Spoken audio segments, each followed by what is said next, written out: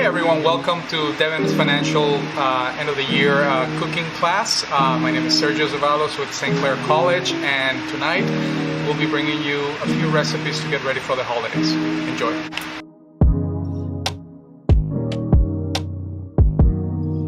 Right here I have a beautiful turkey breast. Fairly average in size, nothing fancy. Out here, obviously, before butterflying it is any excess skin. And with turkey, sometimes depending on the butchering or the processing plant, you have little pieces of skin here dangling, little leftovers from when the muscles were being detached.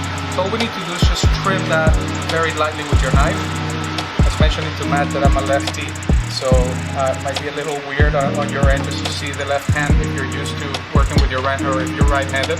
But in essence, it's the same. Just flip hands when you do so. To butterfly the turkey breast, it is very important, obviously, that we do not pierce the skin and that we keep it as flat as possible. So all we need to do here is we need to put some pressure on the muscle and then run your knife very carefully. This doesn't have to be a rush process. All we want to do is open it up like a book, and we can do this in two stages. We do that first slice, then we open it up gently, exposing the seam, and once again, and once more, just to open it up completely.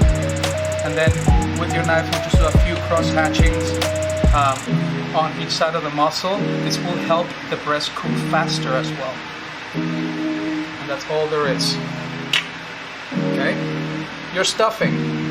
Okay, this is how your stuffing should be looking, fairly dry. So this is my cooked rice mixed with my mushrooms and my sauteed onions. Very, very dry. And we're going to make sure that the cavity, the center portion of your turkey, I know my hands are going to get a little bit dirty here, so as soon as I'm done closing this turkey, I'm going to quickly just run to my hand wash sink and get them cleaned. Now that we've stuffed the cavity, we're going to press it, and now we're going to look for the skin side up, which is on my left hand side, and we're just going to close it like a book, shaping it with your hands, making sure that obviously looks like a turkey breast once again. Very important that you use a correct butcher's twine, otherwise it's going to either burn or disintegrate in the oven. So anything that is food grade, you can find it in most cooking stores. Some hardware stores will carry it as well, and it just goes by butcher's twine. So how do we start trussing this? Very simple. I usually take a good amount of string and run it under the turkey as close as possible to me, and that's where I tie my first knot, like such. Just a quick loop, and again, securing that end, leaving a bit of string here because this is gonna help us tie up the entire turkey afterwards.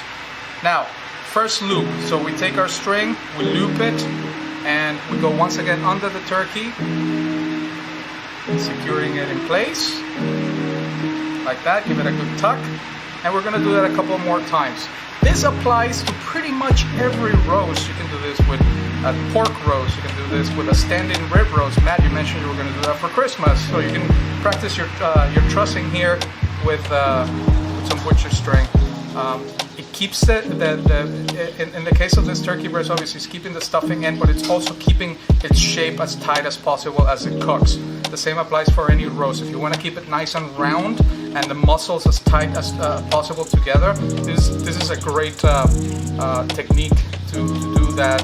That way when you're carving, your slices are going to be nice and round, your muscle is going to remain nice and tight. Okay, so I'm on my last loop right here. Now I want to have a good amount of string, about the same length of the turkey. Take your knife like that, and we're going to flip it like this. So now we have the first loop. We're going to go under.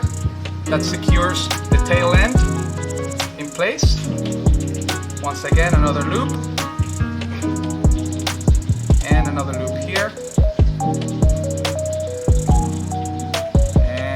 Last one securing the other end.